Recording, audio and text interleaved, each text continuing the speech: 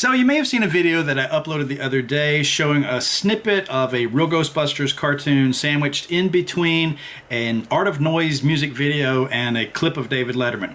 And at the very end you see a VHS tape eject from a VCR. I sort of uploaded it with no preamble and no explanation as an outgrowth of a conversation that I was having on Facebook with Robert Barbieri, the guy that is digitizing and cleaning up the reel for that Ghostbusters pilot slash promo slash proof of concept slash music video, whatever you want to call it, and David Maddox. And David was the one that asked me to, he said, not say that I don't believe you, but can you show us a clip from your VHS? Here's what was going on. In the conversations, and I had posted on this as early as last year, someone said, what of the rumor that this thing aired on HBO in the 80s? And I commented, I said, well, it did air at least twice on HBO, and I recorded part of it the second time I saw it. So I, as quickly as I could, got that clip that you saw uploaded for them.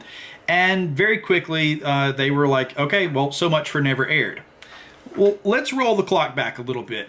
You remember in 2011, I started posting a playlist here on YouTube called The Summer of '89. At one point, I held up a tape and said, this is the very first thing I ever taped on a VCR, and that is the movie Ghostbusters. And that's the tape that you see in the Real Ghostbusters promo thing that I uploaded. I guess the reason that I didn't really talk about that snippet of a cartoon that I'd recorded was, as you'll see in that same video, I already owned this box set of DVDs. Now, this was my old collection of Real Ghostbusters cartoon episodes and a few other things. Interesting to think that nowadays all of this can now be contained right here in one small box full of DVDs, which released it on the special features bonus disc, and that's where it says never before aired. So that's where the misconception comes from, is this advertisement, the blurb on the back of this sleeve, and that's got the full thing on it that I was very happy to see again after so many years of having a VHS of just a little snippet of it and everything. When I recorded that stuff in 2011, I think maybe that's why I didn't bother mentioning, oh, I recorded this off of HBO back then. And there's another theory that I've come up with since about why I didn't release that. You know what? I'm really not in the right environment to tell this story. You see, all of this took place at my parents' house across the river, and my mom still lives in that house. She's lived in that house since like 1975. So I really feel like maybe I should, So, welcome. This is my bedroom from when I was a teenager through to when I was in college.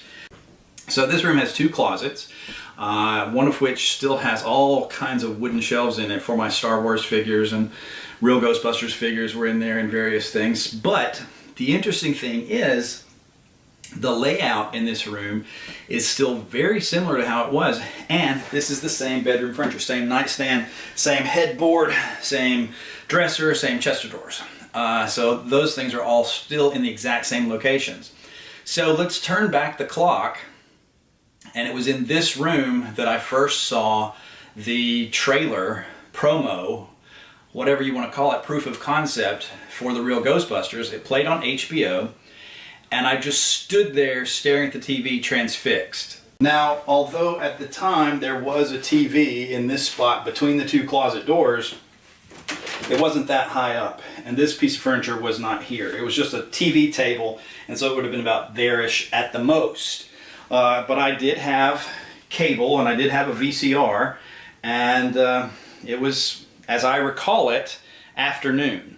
So I'm in from school, I turn on TV, HBO, one program ends, and to fill, a little bit of time, maybe they had a 4 or 5 minute block of time in between one feature and the next, on comes this Ghostbusters music video. And I just remember standing there staring at it. I didn't even think to move or put a tape in. I was just trying to mentally record it. And the shot that always stays with me is them already donning their packs and sliding down the fire pole, and that shot through the front windows silhouetted. That one stayed with me. The shot of the pilot, the skeletal pilot, because he popped up in a board game or something as one of the cards. And so that helped refresh that memory of him. And then the shot of the Ecto going up the cables of the bridge and blasting through the window of the house. So those images were just burned into my brain from that first, standing here staring at a TV in that general location. So I know it aired at least twice, because when I taped it, apparently I put that same cassette in and had it ready to go in case this thing ever came back on.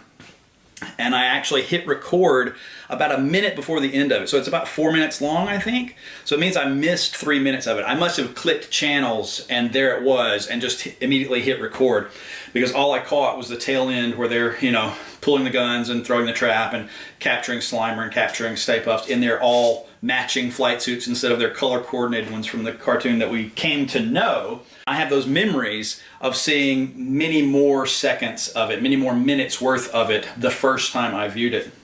Now the funny thing is, if you look around this room, it seems to sort of still be a monument to VHS. 2 VHS copies of 101 Dalmatians.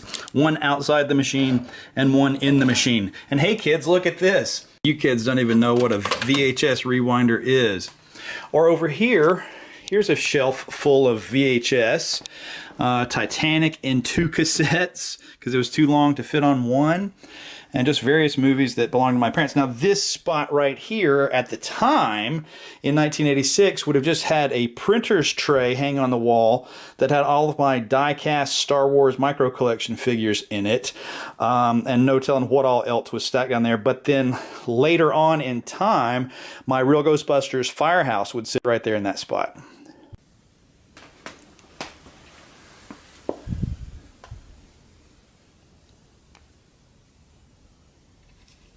And in this closet, actually, on one of the shelves, there's more VHS cassettes. So all kinds of stuff. These are, again, you're seeing some of the Polaroid tapes and things. Giant, The Wizard of Oz, Cartoon, Winter Storm 94, and then a lot of things in my dad's handwriting on some of these other cassettes. There's some stuff with my mom's handwriting. Now, before I leave this closet, I do want to show you, on these shelves are things that I wrote. That's an allusion to Sir Arthur Conan Doyle. Here it says skeleton in my closet, and that's a toy I wish I'd thought to bring. And this one down here is a particular movie quote from Ghostbusters that I'm pretty sure I wrote there because of one toy, and I did bring that one with me. Here's a ceiling fan that my dad probably hung in the 80s, and as you know, I used the styrofoam boxes of those kind of ceiling fans, Casablanca ceiling fans, to make my very first proton pack. So into this sort of monument to VHS, and under the light of a ceiling fan that my dad installed in the 80s, I have brought back this cassette, which has been with me for many years now. The letters that I put on there were the ones that came with early VHS labels, and it did have an S on the end, which has fallen off at some point. And then the sticker came from the little Antioch Press books. Actually, the word Ghostbusters there is also from the same sticker. I just trimmed it, trimmed the logo out, and then kept the bottom of the sticker.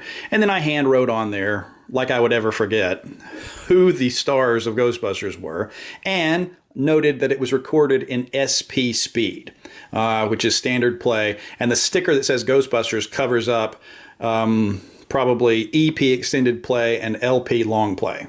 So, like any kid in the 80s that didn't have a job, I was trying to make maximum mileage out of my VHS cassettes and put extra stuff onto the empty space at the end.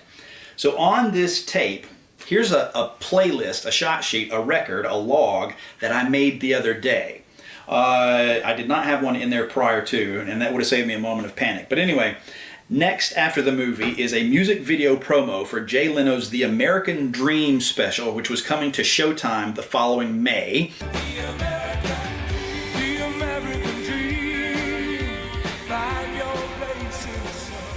Look at that Cadillac. So that means I recorded Ghostbusters sometime before May of 1986.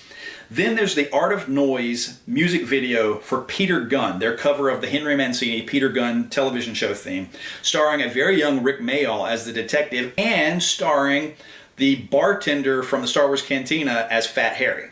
This version at the very beginning has an extra logo at the front that says it was part of the live on location Montreux Rock Festival that year. Next is the Real Ghostbusters promo from the second time that I saw it air on HBO, and it's incomplete. And then, because I didn't yet know how to compensate for back roll in a VCR, I accidentally taped over the last couple of seconds of it when I recorded David Letterman interviewing Max Headroom on his NBC show. You don't happen to have a plate in your head, do you? I got a full set of china. Now here's what back roll is. You would have it cued, and then at some point it would like relax the record heads and let the tape spool back into the cassette. So the next time you went to record something, it wouldn't put you back at that exact spot. It had back rolled over the tape. So that's why there's a little bit missing at the end. I eventually learned to compensate for this, and that lends itself to a funny story. I came to the practice when I was recording with a video camera, which I didn't get until 1992, that I would lay down some black before I would record anything, and then at the end of it, I would lay down more black as a stopgap against back roll. So the time I'm at a Star Wars convention in Indianapolis and I meet Rick McCallum outside and I go to take my camera and get a shot of the two of us together, the executive producer of the Star Wars prequels goes, you know you're recording with your lens cap on. I'm like, yeah, I know I'm doing that, and there's a reason I'm doing that. And there's no point explaining it to a person that has access to the most advanced cameras in the world at the time, but that's something you had to do because of VHS. And then there's other things on here. I accidentally taped over part of the Max Headroom interview. One day I wanted to record the Joe King Carrasco Party Christmas video that was originally shot in the MTV VJ studios in 1982, I think.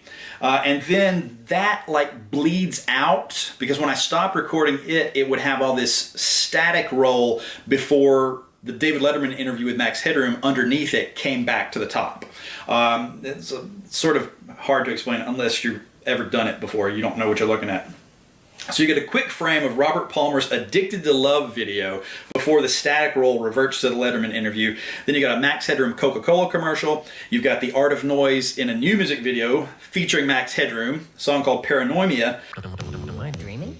A Tonight Show with Johnny Carson clip where his guest was David Letterman doing the dog poetry video, which was actually written by Meryl Marco that was living with David Letterman at the time. A Saturday Night Live pre-taped skit called Wingtips. I always thought this was called Magic Shoes, but that would kind of telegraph the ending, starring Rich Hall and Jim Belushi. And then some older MTV music videos, Jay Giles Band, Freeze Frame, Pointer Sisters, I'm So Excited. And then The Art of Noise, Peter Gunn. I taped it again because I had back rolled over the end of it with the Real Ghostbusters promo. So the other day, they say, hey Alex, can you show us your copy of that? I hook up a VCR to my son's television, it's the only one at my house that had the right ports, and I filmed it off the screen with this digital camera because that was the fastest way to get it uploaded to YouTube. I plugged in the tape and it was cued to that second Peter Gunn video, and no Ghostbusters came on after. The next thing on the tape is a later episode of Jeopardy until the tape runs out. And I was like, oh man, I have accidentally taped over this at some point. I was just sick, you know. I thought, well, so much for me being able to prove it. And then I said, no, I'm gonna go back. And I rewound everything and I found that first version of the Peter Gunn theme. And it's like, okay, cool, that's where it was. There's the Real Ghostbusters promo. Whew! And my theory now is that whenever I queued it up to that the last time, we'll say 2011, 2012, when I was digitizing a lot of my VHS tapes, I may have plugged that tape in, played The Art of Noise, seen no Ghostbusters, and thought, oh, I must have taped over it. Hey, no big whoop, because just about 3 or 4 years ago, I bought that DVD box set and the whole thing's on there. So that's probably why I didn't make as big a mention of it. I may have thought that I had taped over it, but luckily it was still on the tape. So there is everything that's on this cassette, and I've now got a log, and I dated it March 9th, 2018, shot sheet log made on 3/9/18, and my signature. So that's going in the slipcover with the cassette of Ghostbusters that was taped here in this bedroom sometime in 1986. Thank you for watching. Whoa, now that I think about it, if that was 1986, I was 16 then, and I'm 48 now. So that was 2/3 of my life ago. Even though it's been like 32 years, this is the CD that just happens to currently be playing in my car. Alex's 80s Disc 1. It says that I burned this December the 6th, 2005. So the first track is Aha, playing Take On Me. Second track, let me fast forward a little bit, is Paranoia by The Art of Noise. And the third track is the Peter Gunn theme by The Art of Noise with Dwayne Eddy. Some things never change.